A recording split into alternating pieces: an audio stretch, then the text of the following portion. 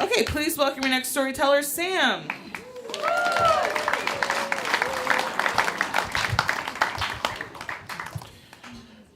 I've been told that doctors are the most heavily tested and closely measured members of society. It begins early in life: high school midterms and finals, PSATs, SATs, AP tests, college midterms and finals, and then you take the MCAT to get into medical school. And once you're in medical school, you take 2 years of medical science courses with a final exam after each one. And then you go through clinical rotations, and at the end of every rotation, you take a standardized national test. And then you take 3 two-day USMLE medical licensing tests to get your medical license. And then you take, after residency, your board exams, and after your fellowship, your subspecialty board exams.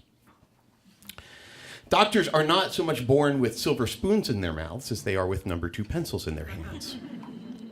And by the time I was ready to go to medical school, I was pretty good at tests. And by the time I was in medical school, I was really good at tests because I loved studying medicine. I loved the logic. I loved the language. I loved the vast fact base, what we called our fund of knowledge. And by the time that I was finished with medical school, I wasn't afraid of tests. I never panicked. I knew how to dissect the questions. When you get to residency, you don't really take written tests. You do monthly rotations: pediatric ICU, neonatal ICU, adolescent medicine, well baby. And at the end of every month, you simply move on. You don't really get tested, certainly not something with a number 2 pencil. By the middle of my junior year of residency, I was the junior resident, or by the middle of my second year of residency, I was the junior resident on the cardiology service. When I was in medical school, I had a professor tell me that cardiology was the easiest specialty to learn. He'd say, there was a pump, there are pipes, the blood, it flows in one direction. The same professor said to me that nephrology, or the study of the kidney, was the hardest specialty. Now turning blood into pee, that takes genius. Now, I was never a fan of cardiology. The kids with the congenital heart defects were really hard to manage because their deformed and defective hearts were constantly being replumbed or patched or sometimes replaced altogether. And their blood pressures and heart rates were always so labile. And it would set off all the alarms on their cardiac monitors. And their parents would freak out and tell the nurse to call the resident. Or the kids with a disease called tetralogy of Fallot would sometimes turn blue when they were mad, and they looked like they were going to die. And their parents would freak out and tell the nurse to call the resident. And a lot of these kids were on dozens of medications. Everyone had to be carefully ordered and carefully dosed. And if there was a mistake, the parents would freak out and call the resident. One night I was on call, and there was a patient on the service whose mother struck fear in all of our hearts. Even her name belied her nature. Mrs. Goad. Goad. She was a night owl. She'd get up in the middle of the night and she'd read through the chart. She'd read our progress notes. And if she saw something that she didn't like, she'd have the nurse page the resident. She would stay awake and examine the body of her sleeping child, looking for some new rash or welt or pustule. And if she found one, she would call the resident. And I would shuffle in, bleary with sleep, at 2:30 in the morning.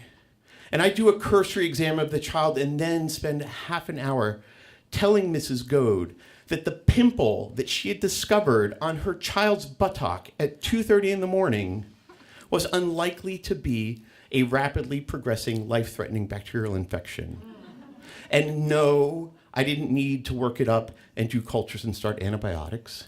And no, I really didn't need to call my attending and wake her up and check in with her. And yes, I was, in fact, a licensed physician. And this went on and on. Every third night on call, 36-hour shifts. And one night, I got a call from the nurse to come to see Mrs. Goad's child. And I realized that she was tormenting me. She was goading me. And I walked into the room and once again saw something that was nothing. And I walked out of the room and I turned and I yelled at the nurse and I said, "Don't you page me again until that kid is coding." And think about that. I yelled at a nurse and I told her to let me sleep. Don't trouble me with this child or their family until their heart stopped and they were about to die. And Mrs. Goad was 10 feet away. And what I had failed to realize was that there were needs that she had that I wasn't addressing. I could leave the hospital the next day at 4 o'clock in the afternoon, coffee cup in hand. She couldn't leave. She was just as much a chronic patient as her child was. Her prognosis for a life full of happiness and joy was just as dismal as that of her child. And her heart was just as broken and arrhythmic as the heart of her child buried under layers of scar tissue inside of his chest. I've taken a lot of tests in my life. I've written innumerable essays and filled in countless bubbles. This is the test that now, even 20 years later, to this day, I will always remember the questions that I was asked. Thank you.